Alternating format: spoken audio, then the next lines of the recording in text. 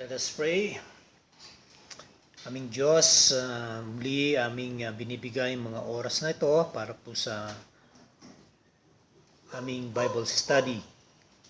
Hiling namin ang inyong muling pagtuturo sa amin, sa amin pong pag-upo sa inyong paanan. Kayo po ang siyang mangusap sa bawat puso. Lalo na't ang aming pag-uusapan ay patungkol sa buhay mag-asawa, sa relasyon ng mag-asawa o Diyos. Hiling namin ang banal na Espiritu na muli siya magbigay ng iluminasyon at sa iyo lamang ang kapurihan o aming Diyos.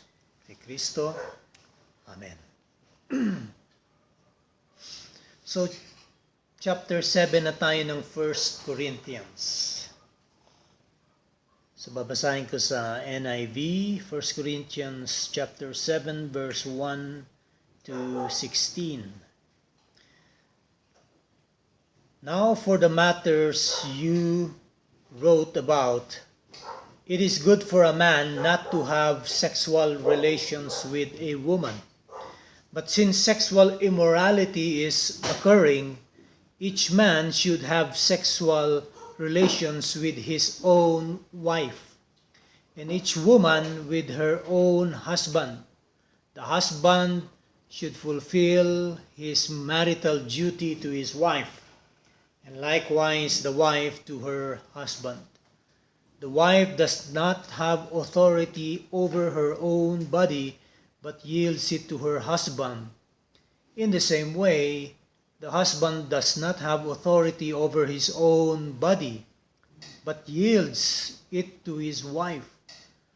Do not deprive each other except perhaps by mutual consent, and for a time, so that you may devote yourselves to prayer. Then come together again, so that Satan will not tempt you because of your lack of self-control. I say this as a concession, not as a command. I wish that all of you were as I am, but each of you has your own gift from God. One has this gift, another has that. Now to the unmarried and the widows I say, it is good for them to stay unmarried, as I do. But if they cannot control themselves, they should marry, for it is better to marry than to burn with passion. To the married I give this command, not I, but the Lord. A wife must not separate from her husband, but if she does, she must remain unmarried, or else be reconciled to her husband. And a husband must not divorce his wife. To the rest I say this, I, not the Lord. If any brother has a wife who is not a believer, and she is willing to live with him, he must not divorce her. And if a woman has a husband who is not a believer and he is willing to live with her, she must not divorce him. For the unbelieving husband has been sanctified through his wife, and the unbelieving wife has been sanctified through her believing husband. Otherwise your children would be unclean, but as it is, they are holy. But if the unbeliever leaves, let it be so. The brother or the sister is not bound in such circumstances. God has called us to live in peace. How do you know, wife, whether you will save your husband? Or how do you know, husband, whether you will save your wife?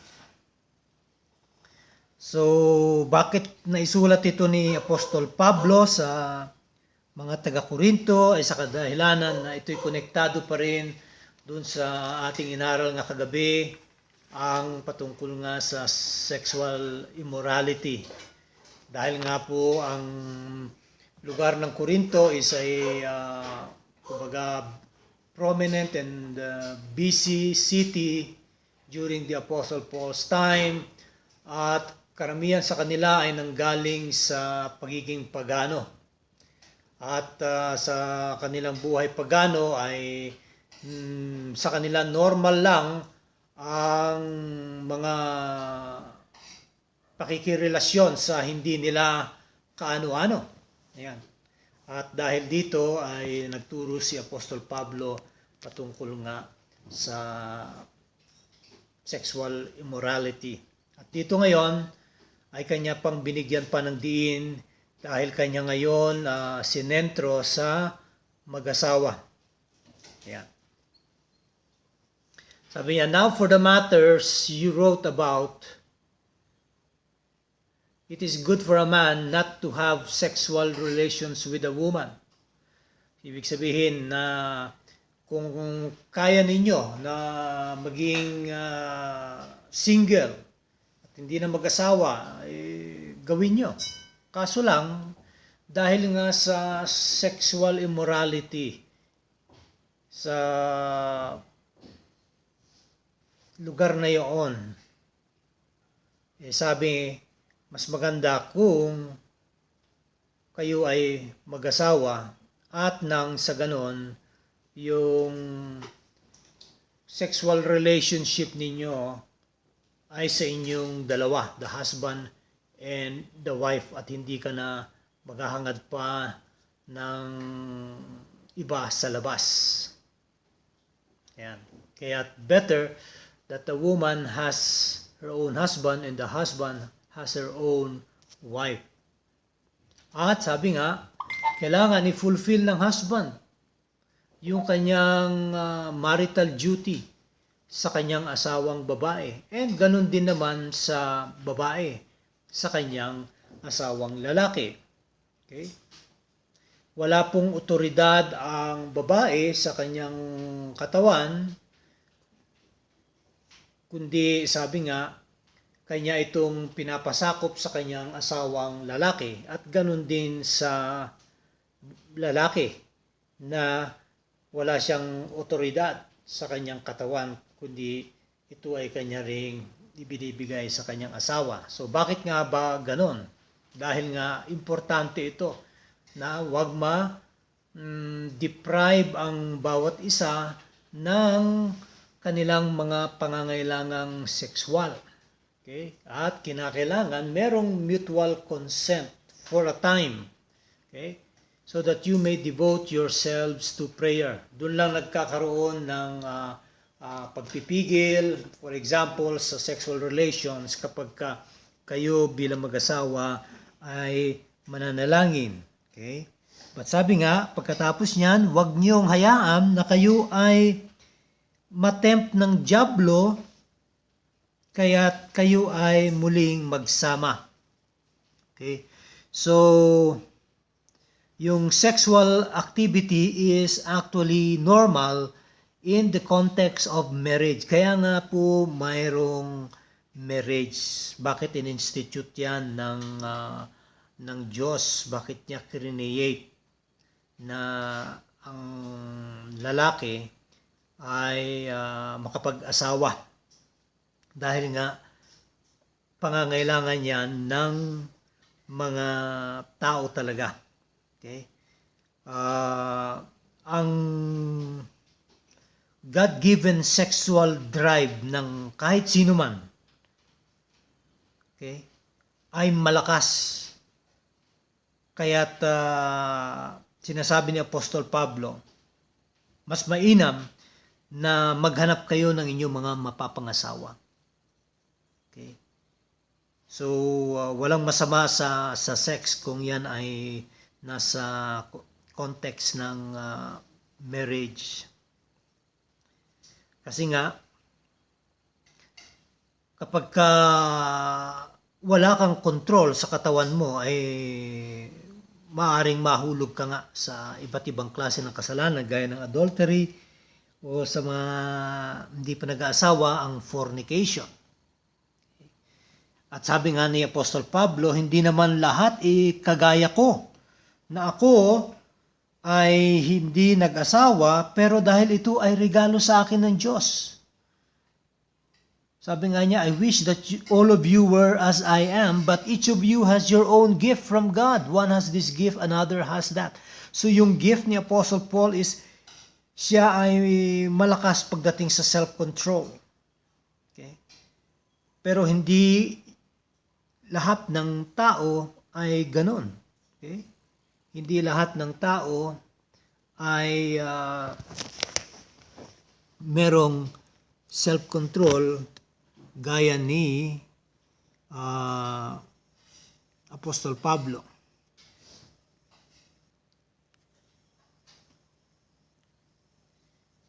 Okay. So,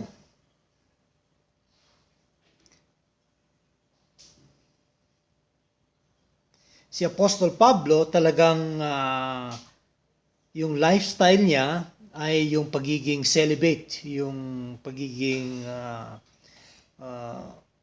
single lang. Okay? Single blessedness.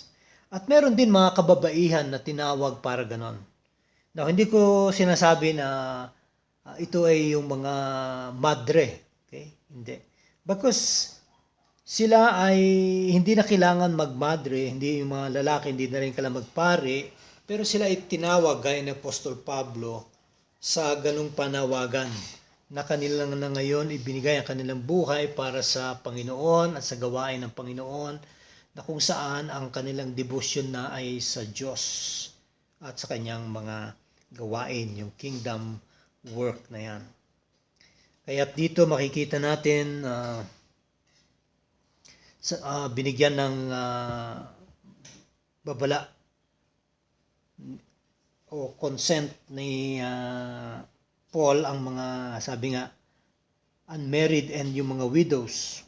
Sabi niya, kayo ng mga hindi pa nakakasal at yung mga balo, mas maganda kung manatili na lang kayong hindi kasal o hindi na kayo mag-asawa, kagaya ko. Kaso lang, kung hindi naman makokontrol ang inyong mga sarili sa inyong physical na pangangailangan, mas mainam na kayo magsipag-asawa. Kasi mas mainam ng magpakasal kaysa naman kayo ay mag-burn with passion. Kayo ay magkaroon ng mga pagnanais na hindi nyo makontrol at mahulog lang kayo sa kasalanan. Ayan. Kaya nga to the married naman, sabi niya, I give this command. Not I, but the Lord. So this is a command from the Lord. Sabi niya, ang isang asawang babae ay hindi dapat humiwalay sa kanyang asawang lalaki. Pero kung sakasakaling gustuhin niya ito, ay dapat ang babaeng ito ay manatiling single, hindi siya mag-aasawa. Or kanyang babalikan ang kanyang asawa. So for the meantime, maaaring pwede niyang hiwalayan, pero later kung naisipan niyang balikan, pwede niya pang balikan. Pero hindi siya pwedeng mag-asawa. Dahil nga mahuhulog siya sa sin of adultery. And the husband must not divorce his wife. Yan. So, parehas lang, patas lang yung sa lalaki at sa babae. At sa iba naman, sabi niya, I say this, I, not the Lord. If any brother has a wife who is not a believer, so kung meron isang lalaki, believer siya, yung kanyang asawang babae ay hindi believer, at gusto niyang manatili pa rin na maging asawa, wag niyang i-divorce ang kanyang asawa. At ganoon din naman sa babaeng mananampalataya na kapag ang kanyang asawang lalaki ay hindi po believer at gustong manatili sa kanilang relasyon, then hindi niya pwede ring i-divorce ang kanyang asawang lalaki. Bakit? Dahil sabi nga, yung hindi mananampalatayang asawang lalaki ay nasasanctify sa pamamagitan ng kanyang asawang babaeng believer. At yung unbelieving wife, ganun din naman nasasanctify siya sa kanyang believing husband. Dahil kung hindi, sabi nga, ang inyong mga anak ay magiging marumi sa paningin ng Diyos. Pero dahil sa ang isa sa inyo ay nakakilala sa Panginoon, then sila ay banal. Okay? So, ibig sabihin niya na bakit nasabi ni Apostol Pablo to ay may konteksto po kasi ito. Doon sa Old Testament, makikita po natin na yung panahon ni Abraham, ang mga anak ay naisama sa tinatawag na covenant ng kanilang mga ama. Kaya't ang naging senyalis nung panahon ni Abraham ay ang circumcision. So sila ay ma-circumcise. Yun po. So makakabilang sila. Pero hindi nangangahulugan na dahil sila ay na-circumcise ay sila ay ligtas na. Okay? O sa kapahamakan o sa walang hanggang kaparusahan. Yun lang ay naging concession para sa bayan ng Israel. Pero dito sa bagong tipan, ito naman yung ating tinatawag sa New Testament ay ang baptism. Okay? Now, hindi nangangahulugan na ang water baptism ay nakapagliligtas. Bakos yan ay senyalis lang ng isang kumbaga yung union natin with Christ. Pakikiisa natin sa Diyos, yung ating pagsama sa ating Panginoon. Okay? Yung ating pagkilala, we are now identifying with Christ. Pero hindi nangangahulugan na ang bautismong sa tubig ay makapagliligtas. Kasi ang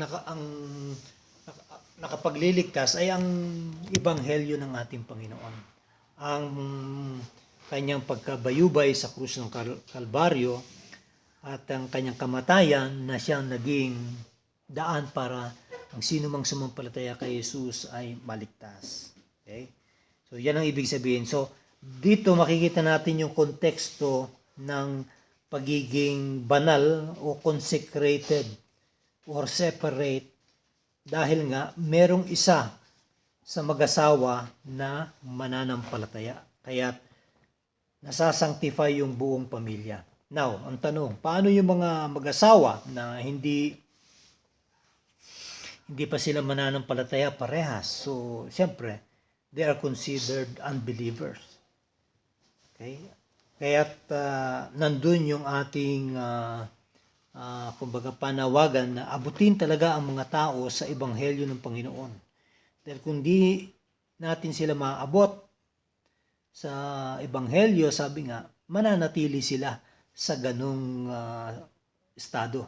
Sabi nga, anyone who does not have Christ, sabi nga, they are in the status of being condemned. Okay? Kaya nga, yun namang mga tao na kagaya natin noon, tayo hindi mananampalataya pero tayo naging ligtas. Okay? Ano nangyari sa atin? Na-sanctify na tayo. Okay? So, ibig sabihin na ang Diyos ang siyang kumilos, ang Diyos ang siyang gumalaw para tayo ay makakilala sa Kanya. So, gawa ito ng Diyos. At ngayon na tayo ligtas na, gusto tayong gamitin ng Diyos, na abutin din natin ang mga hindi pa mananampalataya. So, yun. So, now, sabi nga, kung sakasakali naman na one of the spouse, yung unbelieving spouse, ay gustong umalis. Okay? Maring naisip niya, ayaw ko yung itong pinasok mong quote-unquote relihiyon o itong pagsama-sama mo dyan sa mga born again. So, ako'y alis na lang dahil hindi ko matagalan yung mga pagbabible study ninyo or yung mga bagay-bagay na yan. Then sabi nga, wag mo nang, kung talagang hindi na siya mapipigilan, hayaan mo na. Dahil sabi nga, the brother or the sister is not bound in such circumstances. Sabi nga kung ang mangyayari naman, kung mananatili, puro away at gulo at puro walang kapayapaan sa tahanan, ibigay mo na yung kanyang laya. Yun ang punto dyan. Now, kailangan din na may konteksto. Hindi ibig sabihin na, sige, hindi pa pala believer ang asawa ko, so aking siyang, tawag nito, uudyokin na humiwalay na lang sa akin. Hindi po ganon. Hayaan mo na sa kanya manggaling kung sa tingin niya na hindi niya matagalan ang ganong klase ng relasyon na ninyo, then sabi nga, hayaan mo na siya na bigyan mo na yung kanyang laya. Pero ando pa rin yung konteksto na hindi siya pwede mag-asawa. Okay? Ganun ka rin. Hindi ka rin pwede mag-asawa. Okay? Unless, of course, merong mga nangyari like yung sexual immorality. Gaya dyan sa turo ni Matthew na sabi nga, I think sa Matthew chapter, kung hindi sa Matthew 5, chapter 19, verse 3. Ating basahin lang sandali yon para makuha ninyo yung konteksto. Matthew 19, verse 3. Ayan, sabi diyan, no? Ito ang tanong ng mga Pariseyo. Lumapit sa kanya, sabi, pero gusto lamang nilang i-test, okay? Subukan ang ating Panginoon kung paano niya sasagutin. Sabi nila, is it lawful for a man to divorce his wife for any and every reason? Ayan, sagot naman ng ating Panginoon. Haven't you read that at the beginning the Creator made them male and female, and said, for this reason, a man will leave his father and mother and be united to his wife, and the two will become one flesh. So they are no longer two, but one flesh. Therefore, what God has joined together, let no one separate. Why then, they ask, sabi nga ng mga Pariseyo, did Moses command that a man give his wife a certificate of divorce and send her away? So, nung panahon ni Moses, nagkaroon ng mga kumbaga question na gusto ko nang hiwalayan itong asawa ko, hindi ko na matiis. Ito ngayon ang sagot ng ating Panginoon. Moses permitted you to divorce your wives because your hearts were hard. See, ang problema nung panahon ni Moses is that yung puso pa lang nila ay hindi tama. Kaya pinayagan na lang ni Moses na bigyan na lang ng certificate of divorce ang mga kababaihan noon galing sa kanilang mga asa-asawa. Pero sabi ng Diyos, sabi ng Panginoon, but it was not this way from the beginning.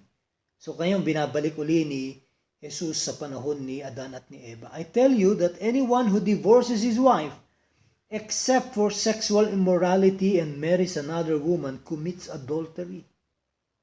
Ayan. So makita natin ngayon, saang konteksto lang pwede na ikaw ay makapag-asawang muli kapag ka ang iyong partner ay nag-commit ng sexual immorality at kumbaga hindi siya tumigil dito, okay, at nagpatuloy at ikaw naman dahil sa nagawa niya yan sa iyo, pwede mo na siyang hiwalayan, okay? Pero mayroon din naman instances na kung saan pinagbibigyan pa ng asawa. Actually, dapat ganun. Pero kung magpapatuloy pa rin yung asawa, then sabihin malaya na yung babae o yung lalaki, whoever commits the adultery to divorce or leave and remarry. So meron talagang remarriage, ano?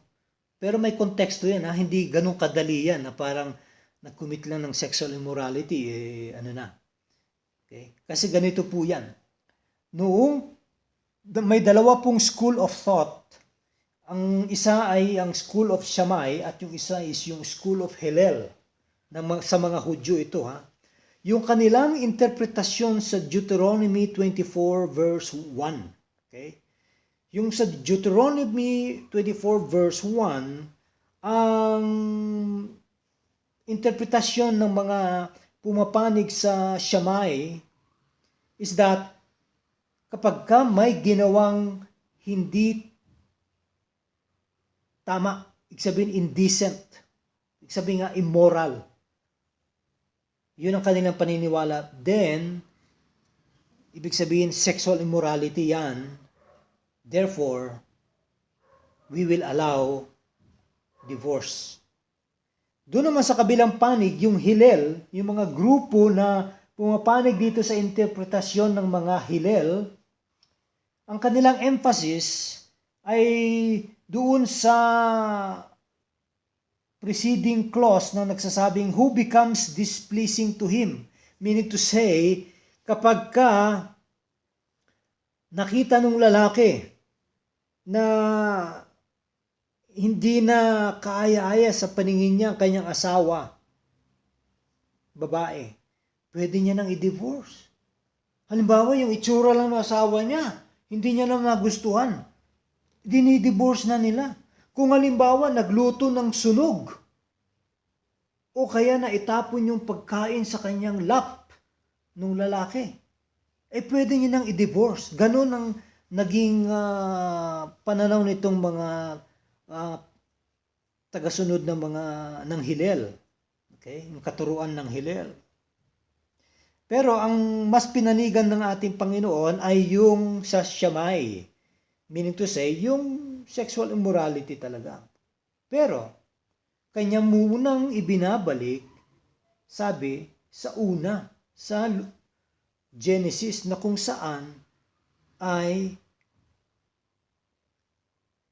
ang lalaki kapag iniwan niya ng kanyang mga magulang, nakipag-isa siya sa kanyang asawang babae, sila ngayon ay hindi na dalawa, kundi sila ay isa na. Okay?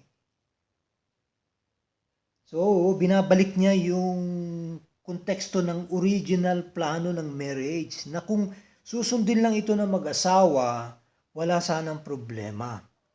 Pero ngayon, ang utak ng mga tao at utak din ng mga Pariseo nung panahon na yon, at saka ng mga Hudyo nung Old Testament is that basta kung ayaw na nila, divorce na. Pero hindi po yan ang gustong tukuyin ng ating Panginoon. Okay?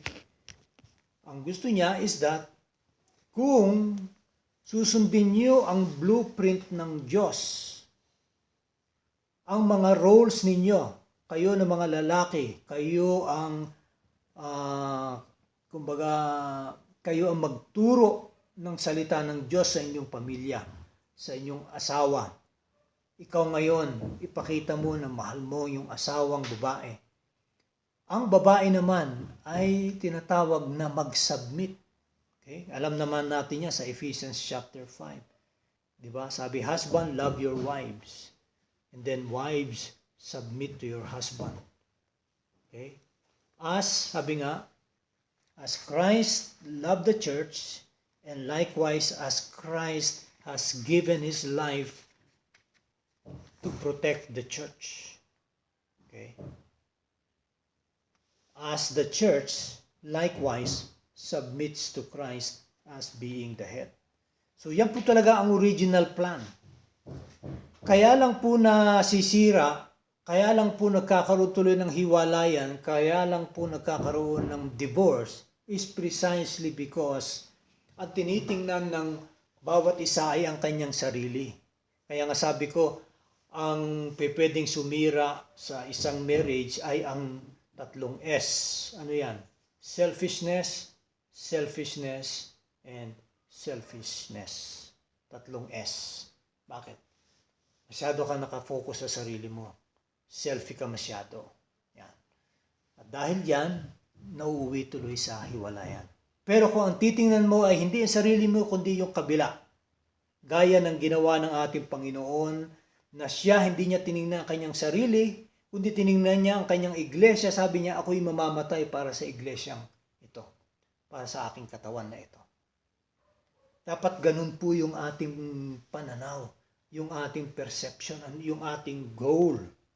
Okay? Hindi yung, ayaw ko na kasi nawala na yung love ko. Ayaw ko na kasi hindi na kami nagse-sex. Ayaw ko na kasi hindi siya magaling magluto. Ayaw ko na kasi meron akong nakitang mas maganda, mas bata pa kaysa sa kanya. Which ginawa yan ng mga Hudyo nung araw. Na sabi ko nga, hindi po tama yung kanilang naging pananaw doon. Okay? Now, pangalawa na merong remarriage is kung halimbawa isa sa mga partners ay namatay. Yun ang sabi rin ng Panginoon. Now, malaya ka na makapaghanap ng mapapangasawa mo. Kung sa tingin mo ay hindi mo kayang manatiling single, magbe-burn ka sa passion kapag hindi ka mag-asawa, gawin mo. Mag-asawa ka na lang. So, malaya ka na kasi namatay na. Kasi nga nakalagay naman yon, till death do you part. Yun. Okay? So, nakita natin yung konteksto. Okay? So, sabi nga ni Apostle Paul at saka rin ni Matthew, ng ating Panginoon dito, sabi pa nga ng mga disipulo, ay kung ganito pala, mahirap ang sitwasyon ng asawang lalaki at asawang babae, mas maganda pa na wag na lang mag-asawa. Yung sabi sa verse 10 ng Matthew 19. At ang sagot ng ating Panginoon, not everyone can accept this word, but only those to whom it has been given. For there are eunuchs who were born that way, and there were eunuchs who have been made eunuchs by others, and there are those who chose to live like eunuchs for the sake of the kingdom of heaven. The one who can accept this should accept it. Now, ano ibig sabihin nito? Ang ibig sabihin lang nito is that kapag ikaw ay talagang impotent na, wala ka ng, kumbaga, silbi pagdating sa sexual relation, sabi nga. Yung mga iba, hindi na lang nag-aasawa. Okay? Yung iba naman is that kinastrate nila ang sarili nila. They were castrated gaya ng mga eunuchs na mga nagbabantay sa reyna para hindi nila ma-rape, hindi nila magalaw yung reyna. Kinakastrate na lang nila yung sarili nila. Okay? Because sabi nga, they were eunuchs who have been made eunuchs by others. At yung mga iba naman, ay gusto na lang nilang mamuhay gaya ng mga eunuchs for the sake of the kingdom of heaven. Now, hindi kinakailangan i-castrate mo ang sarili mo. Merong mga tao na talagang nanatiling single, gaya ni Apostle Paul, isa ng example, na kanila nang ibinigay ang kanilang buhay para sa kaharian ng Diyos. Now, sabi nga, hindi lahat matatanggap ito. At yun din ang sabi ni Apostle Paul, hindi lahat nabigyan ng gift na ito. And thereby, kung ikaw ay mayroong malakas ang sexual urge mo o drive, then might as well get married. Find a partner, okay, and get married. Yan. Okay? So,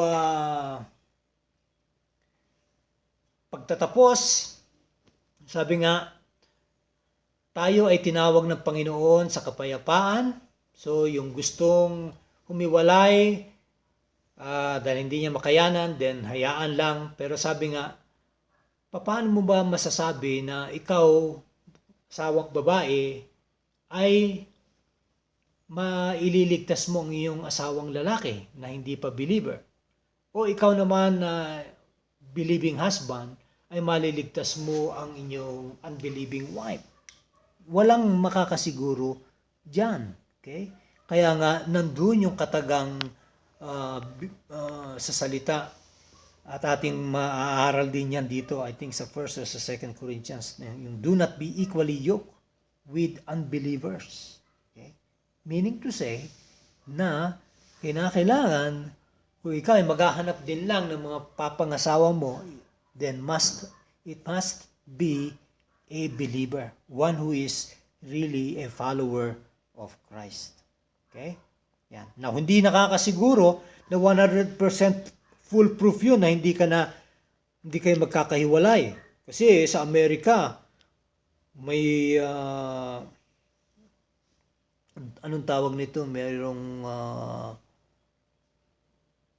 survey na yung mga nasa loob ng Christian church na mga couples, yung degree ng kanilang paghihiwalay ay walang pinagkaiba doon sa mga nasa labas ng iglesia, sa mga unbelievers. Bakit? Kasi nga hindi nila naunawaan yung kanilang mga roles na dapat nilang gampanan bilang mga mag-asawa. Kaya nga nauuwi doon dahil babalik tayo doon sa kasalanan ng selfie. Yeah. So, dito na po tayo magtatapos. I hope na intindihan nyo to at tayo'y tutuloy na lang ng mga ito sa Lunes sa ating patuloy na pag-aaral. Maraming salamat po sa inyo. Magandang gabi.